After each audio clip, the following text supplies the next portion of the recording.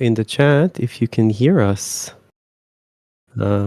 We had some minor technical difficulties, but we are absolutely here now. Hey, and I think you should be able to see our faces too now. Yes. Hello. Hi.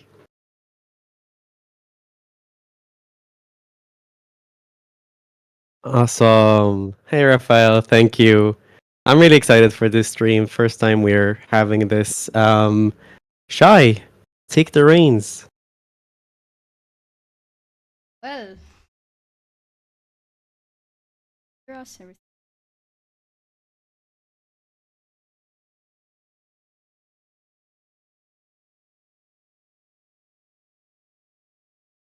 Good. Okay, thank you, Rafael.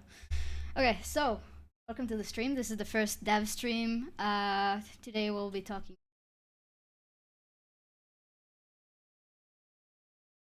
I'm Shay, founder. The Screen Studio. I'm just giving everybody a reminder. Backer Kit is still working. Early.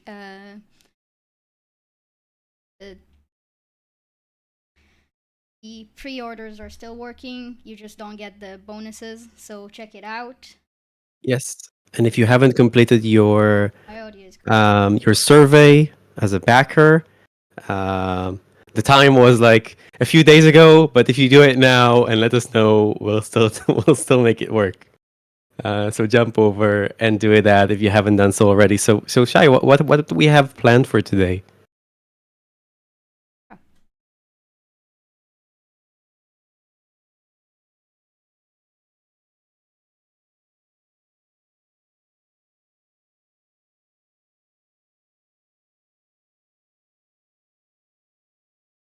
There we go. Okay, hopefully it's better now. Okay, so we'll talk about the Book of Spirits. Now, for people that are unfamiliar with the studio, Book of Spirits is a supplement for D&D. It's a book. It's being released next year. It's by the Beyond the Screen studio. And what does it give you? It's basically an expansion to D&D. It is going, once it's released, it's going to be compatible with the evolution of D&D. And yeah, well, what it adds is a whole new plane. It's called the Spirit Realm, and it's going to have a whole new class called the Conduit and another called the Empath, which we've unlocked via the Kickstarter, which is really exciting. Yeah. I'm very excited to playtest that in September. Absolutely. Yes. Yeah, so today we'll talk about the things that we're making, the development, and how it's processing, the design of the book, and the chapters, and then we'll talk about one of the new subclasses that the book offers, which is the Cernemancy wizard. Hopefully I pronounced that right. Hard word. Yes. Yes. You got it right. You got it right. Hell yeah. We'll talk about the inspiration we've taken from other things to create this book, and talk about the studio, the art. There's a lot of art. And so much art. Also, very exciting, a completely new system called the Resonance System, which adds the ability to. I mean, Aviad will explain it later better than I do, but. Well, the tagline is it's a symbiotic mechanic that's based on dramatic roleplay. We'll dive more into that soon. And also, one thing that I think you didn't mention is another subclass for the Conduit class. Yes. We've wrote another one, and we are sharing it here today with everyone for the first time.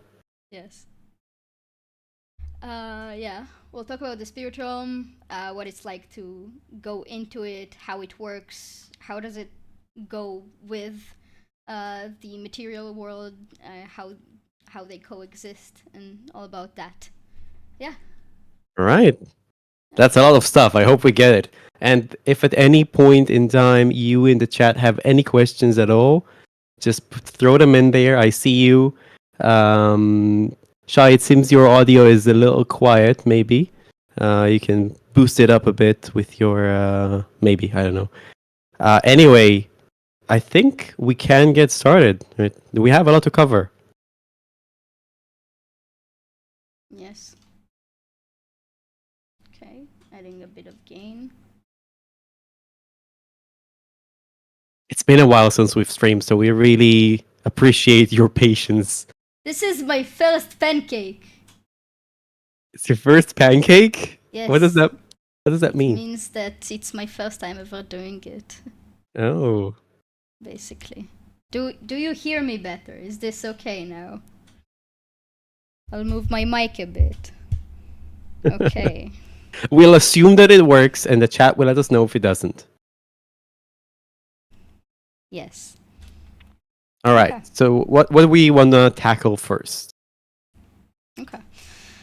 I say maybe I'll send the Becker kit links. Well, the Becker kit link is in the description, but I think we can start with the content. Okay. Let's talk about content. Content.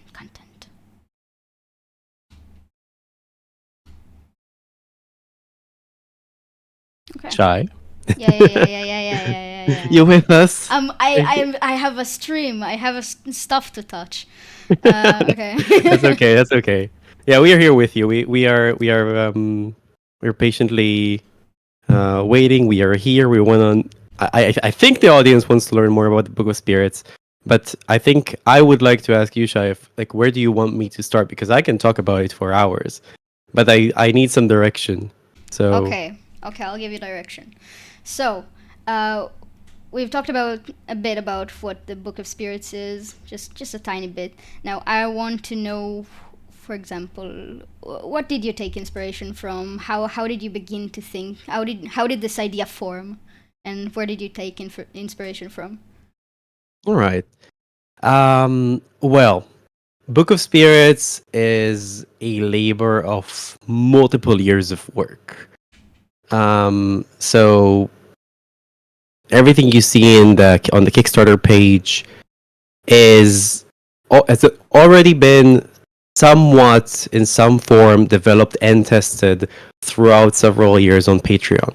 But even before that, we took a lot of inspiration from several sources. My biggest source of inspiration, and whenever anyone asks me that, I always go for Dragon Age. Because, come on, Dragon Age is right there. We have the Fade, we have spirits, which are called the demons in Dragon Age, but they are actually creatures that are affected by the way you perceive them. So if you aggravate a spirit of knowledge, you might turn it into a pride demon. And the same is true for every demon there. And maybe the process is reversible. We haven't seen it in Dragon Age. But the Fade, the Veil, the entire concept there of another realm that exists over our realm. It's a realm of these spiritual entities. It's been very alluring for me for a long time. I'm very excited for the new Veilguard Dragon Age that's coming up later this year. Yeah, it's going to be really different than other games, than previous games, but yeah. Yeah, but I hope that it's gonna be different in the good ways and not in the they have a lot to prove, maybe perhaps to some of the audience at least. But we have been waiting for 10 years for that, so yeah. Yes, it's been a while. More source of inspiration. Avatar: Last Airbender is probably another big one. We have spirits there. We have the spirit realm. We have the entire concept of things going out of balance and then people having to face the consequences of that. They explore more of that in Legend of Korra, but even in the earlier series, we see a lot of we talk a bit about the connection between the avatar and the spirit world, and their unique role as a mediator between the two. So that, I think, inspired a lot of the um, stories and classes that we find in Book of Spirits. We want to create the same kind of vibe and let people tell the same kind of stories. Another great influence is Stormlight Archive. I'm a really big Sanderson nerd. I've read most of his books. So, but Stormlight Archive is a fairly recent addition to our collection, and we actually started working with spirits beforehand. But then some of his ideas about bonding with spirits, how that specifically works, and some of his ideas on how to capture Spren, which are the spirits in Stormlight Archive, and trap them into these little magic items, is also something that we have been exploring. So I guess there's just so much inspiration, and there's more. There's a lot, like Werewolf from World of Darkness, and tons of other stuff, tons of TV series as well. This concept is not new by all means, but it's kind of new to D&D, and it's and it's unique in our perspective towards it, where we really focus on emotions as the source of the spirit realm and the spirits that are within.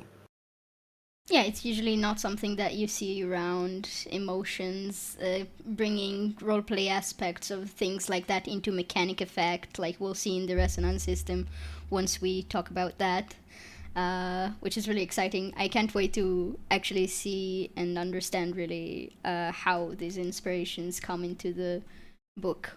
And playtests in September. Yeah, we have a large community playtest scheduled for September.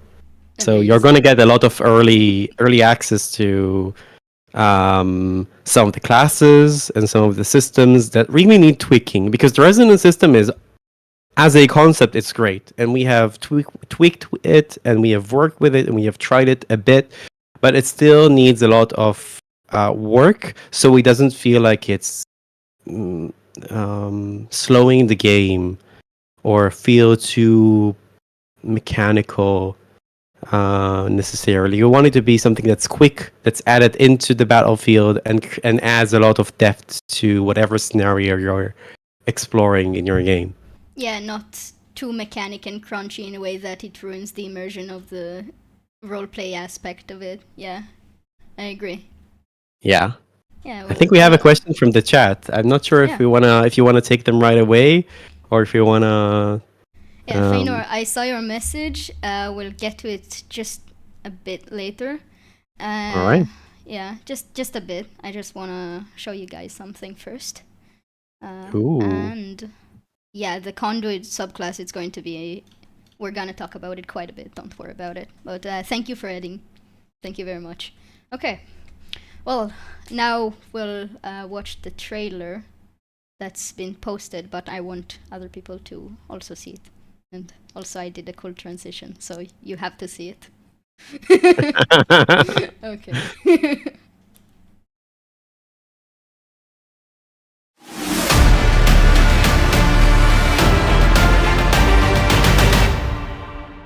The spirit realm is never far. They are always watching. Our hopes and dreams give them life, but so does our darkness. My mother used to say that spirits were drawn to me like moths to a flame, urging me to be mindful of my emotions. I wish I had listened. Perhaps she would still be here. I spent years in self-imposed exile, seeking refuge in silence and distance. An emotionless, hollowed shell, lest I attract my nightmares again. No more. I am done running, and I am not fighting alone. Each of us has a reason to be here. Don't let anger guide your blades. It will only make it stronger. Hope will be your shield.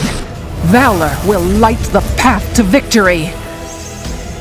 Let's show that spirit what we're made of. The spirit realm is never far, and now I'm the one who's watching.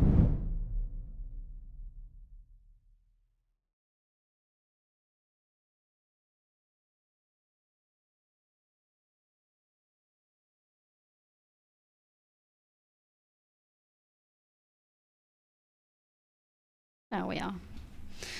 Oh, man. Yeah. Yeah, I Okay. know, right?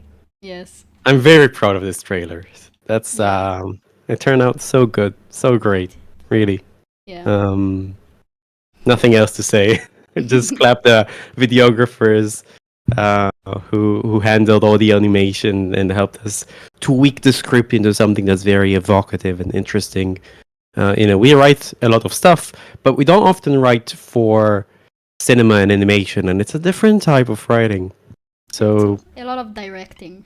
yeah, so there's a lot of direction and storyboarding and kind of using that medium to transfer more information is kind of an interesting thing to learn. I hope we can get to do that again. Well, we'll probably do that again. We'll we want to create more for the community. So yeah. What else do we want to talk about? Maybe we can jump into some mechanics or some one of the things that people here want to hear about. Yeah, okay. So, Sveinor said, question for Aviad. And later I'll answer it. What's the thing you're most excited for people to see? Wow.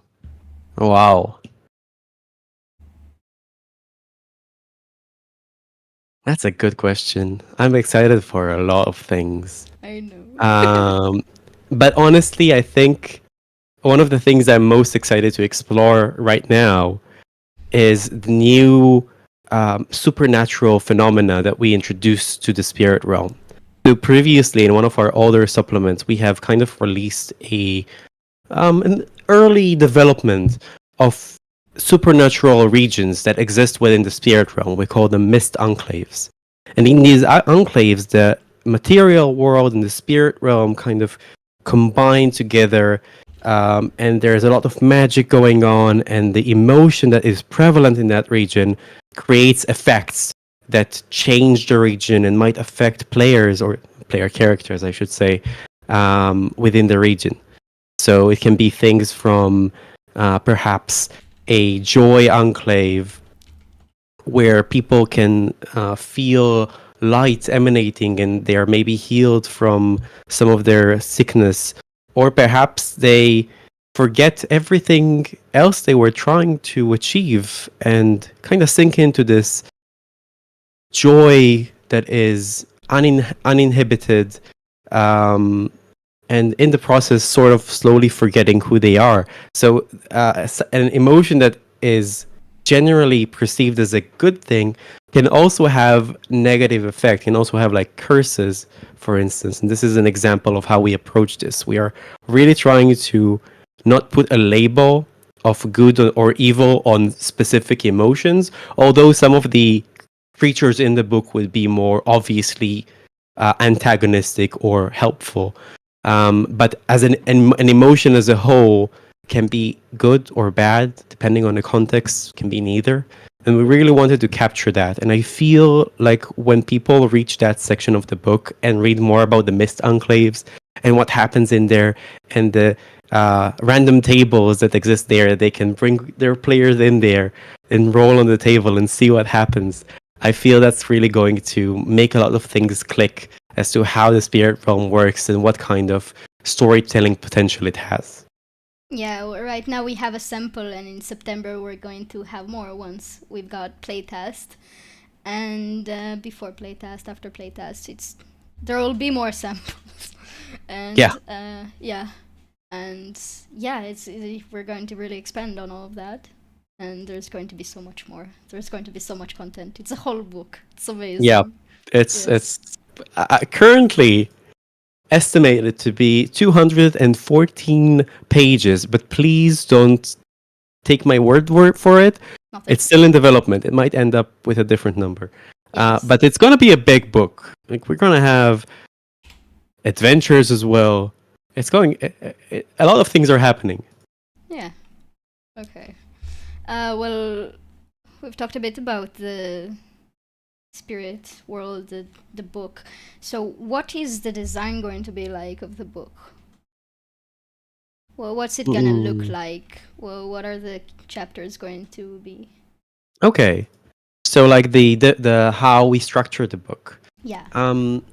So we're going to start, like most books, with a short introduction, the goal of which is to kind of explain what is our goal when designing the book, like creating a setting that supports more emotional storytelling, and kind of asking both players and DMs to be more of directors of the different characters and think about what kind of emotions would be interesting to experience right now and to create a better story, and also explain just a little bit about the spirit realm. And then we jump into a very large character options chapter, which includes the resonance system, the conduit class, the empath. We have 5 subclasses for players' handbook classes as well. We have the reclaimed species or lineage. I'm actually not sure how we're going to we name it.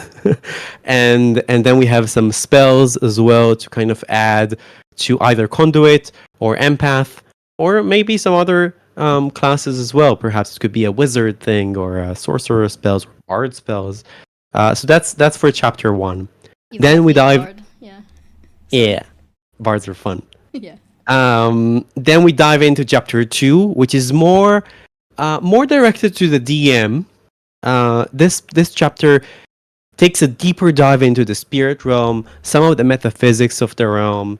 How you can describe and use the spirit realm to create interesting adventures, and how to make it apparent when the players are kind of not even necessarily in the spirit realm, but in a setting that brings in the spirit realm.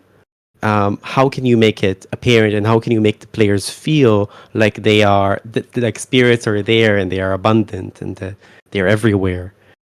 That chapter also dives into the spiritual locations, which we have mentioned briefly. So things like doldrums, memento etherealis, which exists in the PDF sample, all the mist enclaves. We're also going to have spiritual hazards, convergence, empathic snares, ethereal storms. And then finally, after all of that, we're going to have spirit boons and banes, which is a new system that allows spirits to grant gifts that are either good or bad to player characters. And these gifts can be a one-time thing that you get and use and they're gone. Or if you create a bond with some spirits, you might actually gain them more frequently. That's really cool. Okay. And then we have chapter 3. It's a We're big book, still guys. into- It's a big We're book, still guys. into- Yeah, okay. Which is the creature chapter. So it's the book of spirits, because there are going to be a lot of spirit creatures in there. So we have 60 creatures in this chapter, with an intro about what spirits are like, how their society kind of works, if they even have a society. And we also want to introduce like this nice table of how to design your own spirit, kind of mix and match abilities from other spirits, because we recognize that even with 60 different creatures, we cannot try to create something for every possible emotion out there. And you as DMs might want to create something that is specific for your story or for your characters. So we want to give you the tools and the options to create spirits in this chapter as well. Then in chapter 4, we have 3 adventures that kind of riff off the key elements of the spirit realm and the types of stories that we think are most enticing to tell. So these adventures are going to be Um, they're varying in range of level. Probably something for third level, fifth level, seventh level. Again, don't take my word for it. And I'm also not sure if they're going to tie into one larger campaign necessarily. But each of them is going to be very distinct and interesting in its own right. And I'm really excited to see what the writers are going to end up with for these. And that's it. That's that's the book as we plan it. Yeah. Uh, that's a lot. That's a lot of stuff. Yeah. I forgot to say earlier what I was most excited about. I'm most excited about the ethereal storms. I love storms. I can't wait to see it and whatever's in it. I remember quite a while back we for Patreon, I think it was, as a member of the community, I helped with creating an idea for a sort of storm that got worse the closer you got into it, and that was really fun. Yeah, very fun memory. It's really nice. I think the aerial storms are fun, and we already kind of featured them. So you mentioned Patreon, and we already kind of tested some of these things over on Patreon, sprinkled in our different adventures. So, for example, with the ethereal storm, there's an adventure that is called Trials of the Spirit Walker, in which the characters eventually encounter an ethereal storm and have their climactic battle there, which is a lot of fun. We have another question from Isaac in the chat. So Isaac is asking, which PHP classes are getting subclasses? That's a good question. So we have the following. We have a druid, Circle of Harmony. We have an Oath of Eminence paladin. We have a Veil Ward ranger, and we have a Wraith rogue, and we have the Cerunomancy wizard that Shay mentioned earlier. Yeah. Okay. All right. Yeah. Everything is going to be so good to multi-class as well. Like, I already have so many ideas. It's amazing. Yeah, the empath is going to be a new class, and I want to see it in multi-classing. Yeah. And the content. Absolutely. Wow, I have so many ideas. Okay. Yeah, I'm just really excited. Okay. So what should we talk about next? Do we have something planned, or should we just keep answering questions in the chat? I guess we do. We want to talk about resonance. We want to talk about the subclasses.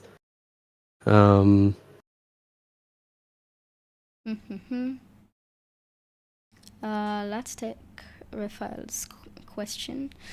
Will there be? Will the book have some options to better bridge the gap between 5e and the new 1 D&D books? So that's a great question. We don't yet have the exact rule set for the new 2024 Player's Handbook. However, I am watching all of the new videos and kind of keeping in touch with people at Wizards. So I have a good idea of what it's going to look like.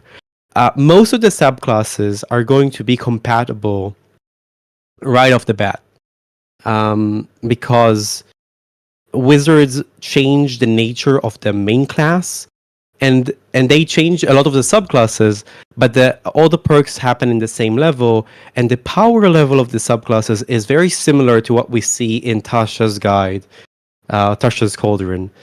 So we kind of balanced our subclasses around that compared to Tasha's Cauldron.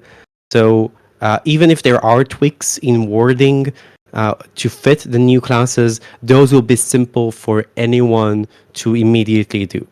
If there's anything unexpected in the 2024 Player's Handbook, we will release a document that explains how to translate some of the new mechanics introduced with the 5e version of the book to the new 2024 rules, but our goal is to make them compatible with both. Yeah, so it's already compatible with Tasha's. It will be much easier if tweaks will be needed, if because they might not.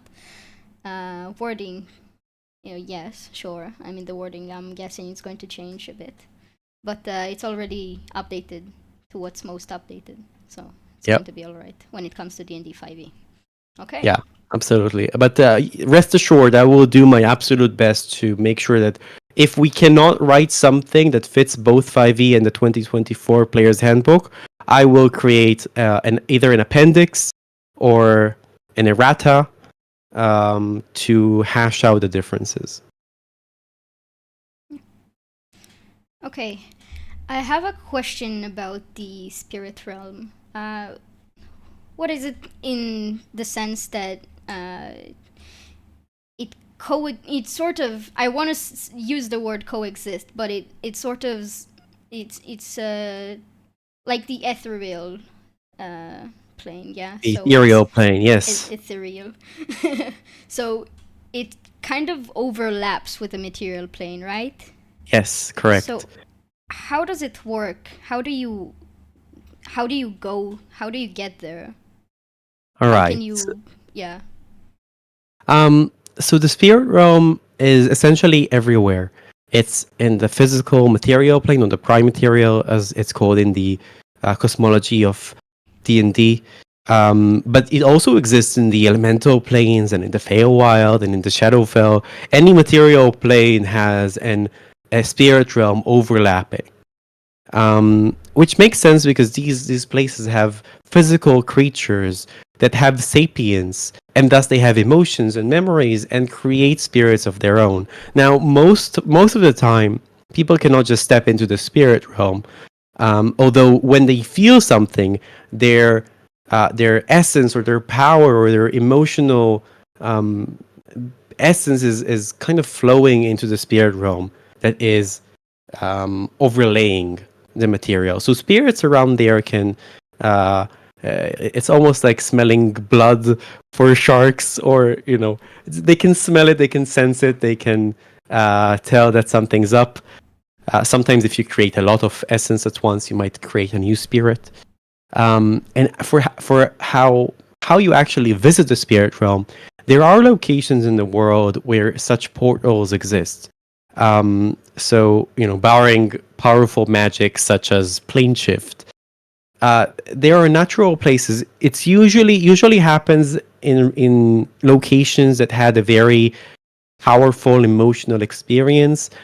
These portals tend to open, and then you can just go there. And it's kind of a bit similarly to how it happens in Avatar: Last Airbender. You can kind of try and resonate with the location, and as you kind of get a sense for the emotions and memories, you can almost see what happened and hear the sounds around you, and suddenly you find yourself in the spirit realm that is overlapping this place. And because it's a bit mysterious in how it works, sometimes you might find yourself there by accident. So that can also be an interesting premise for an adventure, because some spirits actually want to drag people into the spirit realm for their own reasons. Getting stuck as a low-level party in the spirit realm can be very, very exciting, but also dangerous and scary. And we want to give you the tools to do that, should you wish to. Yeah. I see we have so many questions in the chat. That's amazing. Yeah. Welcome, Rich Mary. Good time. Hey, Good to see you. it's been a while. Yeah. Good to see you. I think we also missed a question by Ross earlier. Mm-hmm. Yeah. Okay. There it is. He wants us to talk about Professor Plutchik's Wheel of Emotions. Well, that's huge. That's another great source of inspiration, by the way. Is that emotional wheel, which I don't think we have a graphic for to show people. But essentially, the Plutchik, Professor Plutchik is a psychiatrist who had this theorem of emotions being divided into 8 categories. And these categories are trust, fear, surprise, sadness, disgust, anger, anticipation, and joy. Wow, I got them. And then he has this very nice infographic of how it all looks together. There's a different level of intensity for each of these emotions, but there are also some connections between different kinds of emotions. So he named essentially what it means to feel both, say, joyful and trusting. You might call that love, or maybe you like that's just one example. Maybe you can think of other emotions that capture being very joyful and very trusting. Um, and we have tried. That was a big inspiration for us when creating spirits, because for every spirit we create, we write down which emotions are associated with it.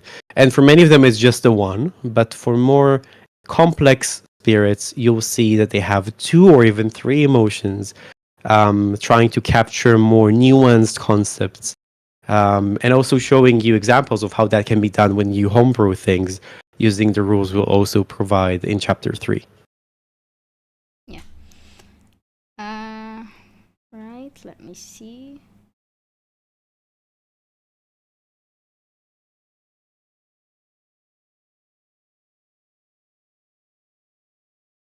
Okay. We're a bit limited on time, so we'll have to jump ahead a bit.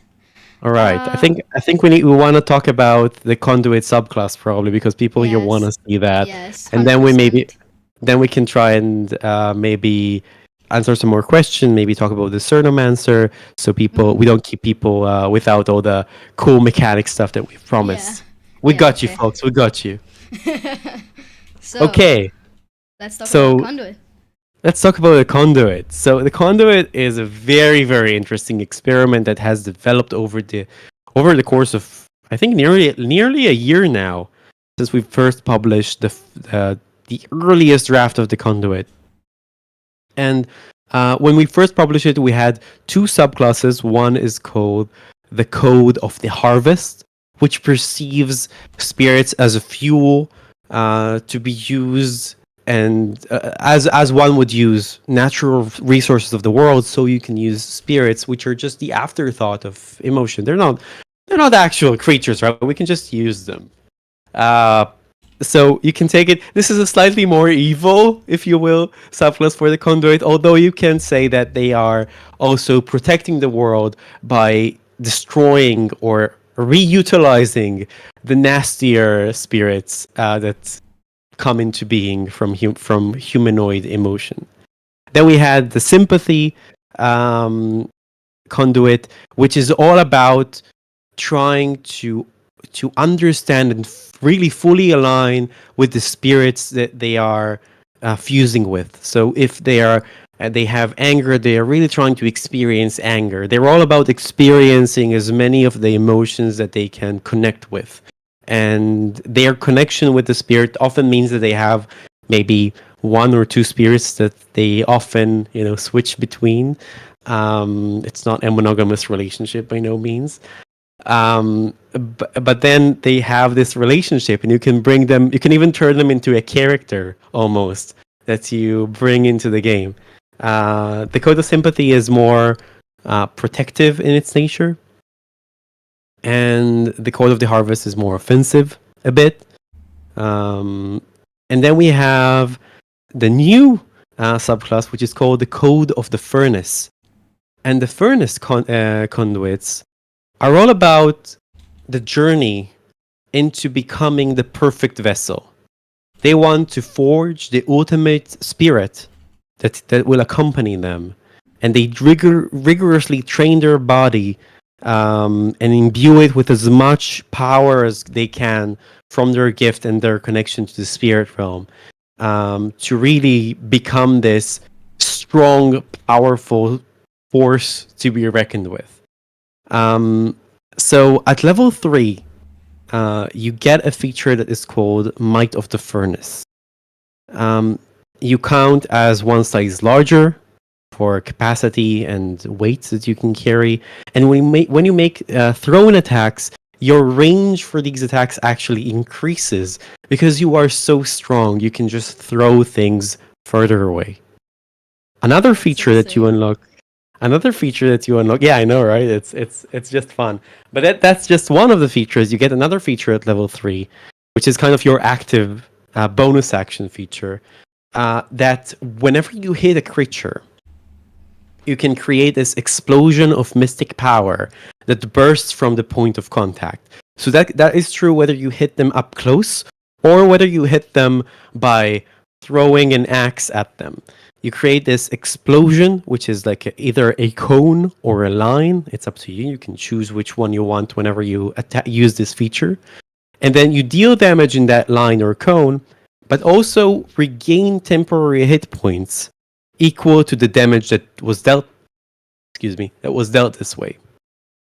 This is the 3rd level feature. You can you can use it once, but then you can also use it again by spending hit dice. I have On a 7th, question. yes.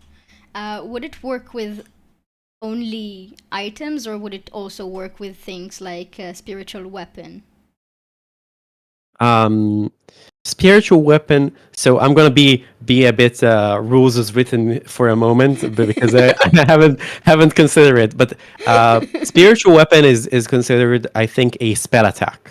Yes. So it is not a weapon attack. So I don't think it would, and I also don't think the conduit can cast spiritual weapon unless, of course, you multi-class. In which case, you can have whatever. But I don't know if it's a crowd favorite. Maybe we'll revise it. We'll have to test, see whether that actually works or creates this weird thing that is we just simply hadn't considered. Okay. At 7th level, so each of the conduit subclasses gets like an upgrade to their Spirit Lash ability. The Spirit Lash feature allows you to hex a creature that hits you as a reaction. So while the creature is hexed, they have a negative modifier to the saving throw they make until the end of your next turn. So you can really, people, if a creature hits you and you use your reaction to curse them, they really are great targets to hit with all of the spells that you can think of. Now, on the 7th level, as a Furnace Conduit, you not only create this curse that reduces the saving throw of the creature, but you also make it so it cannot use reactions, and its speed is halved until the curse ends, which makes it so punishing for a creature to hit you. And as a frontliner, which is very strong, you want creatures to hit you as a conduit, absolutely. It is a martial class. It gets proficiency to all weapons. Yes, and it's a half caster, so it really likes to get in the face of the enemy. D10 hit point. Yeah. Yeah. You know it.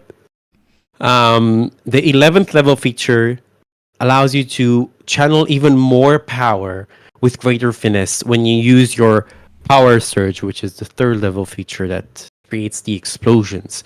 So now the damage increases from 1d6 damage to 2d6 damage for each creature in the area. And that also applies to the amount of temporary hit points that you regain.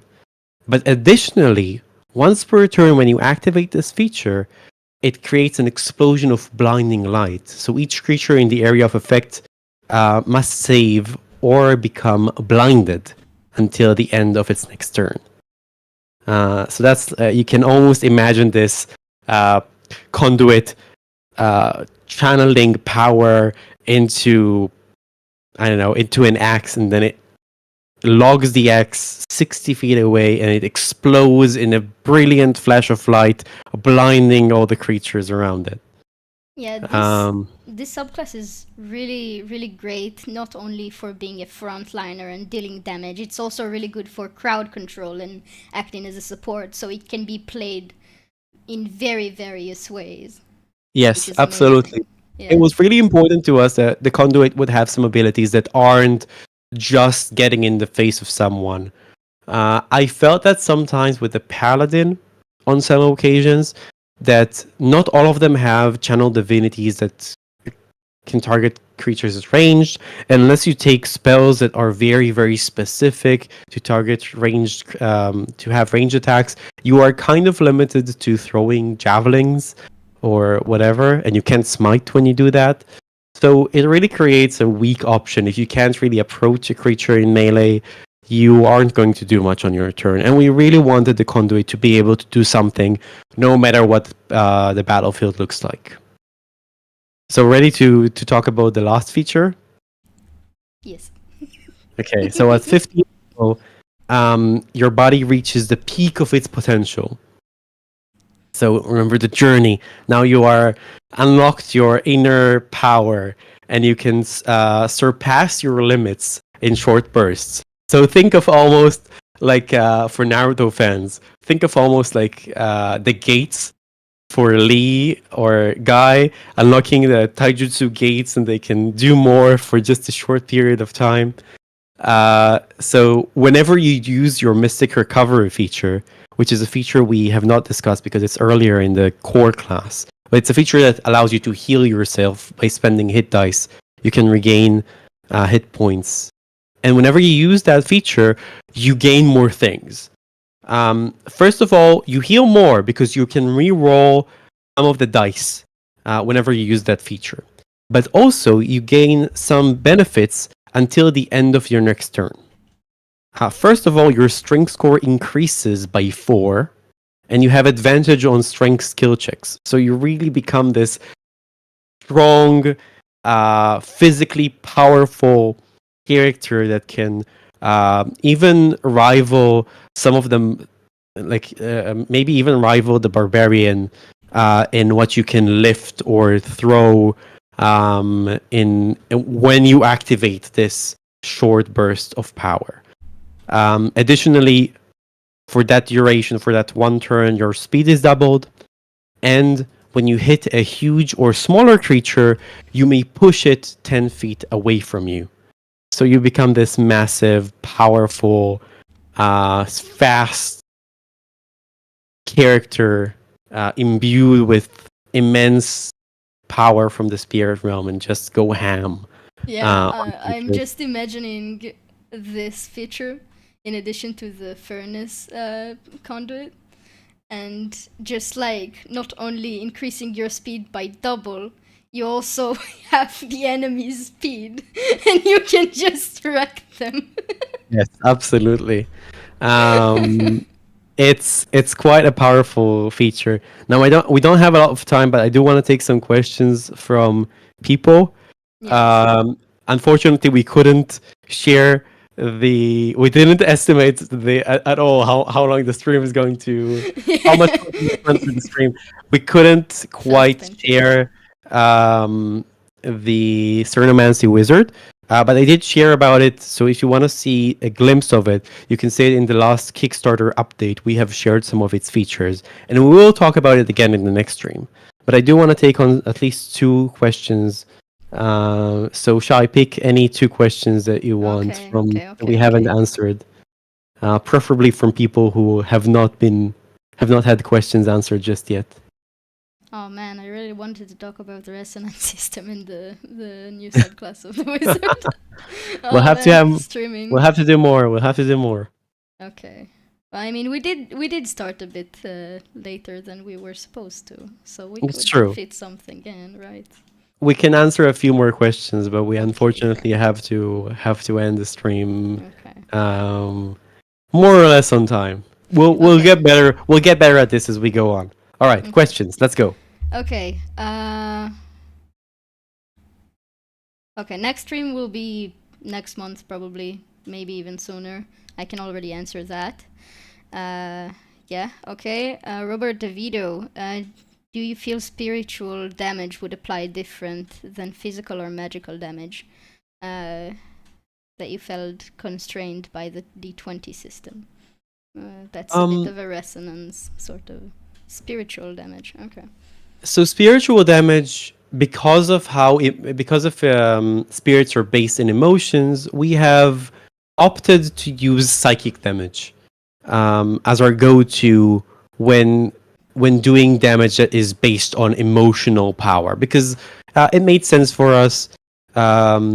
Spirits of kind of these psychic remnants, if you will, of your memories and emotions. So it kind of makes sense that they would deal psychic damage, and abilities that are tied to their realm will also deal psychic damage.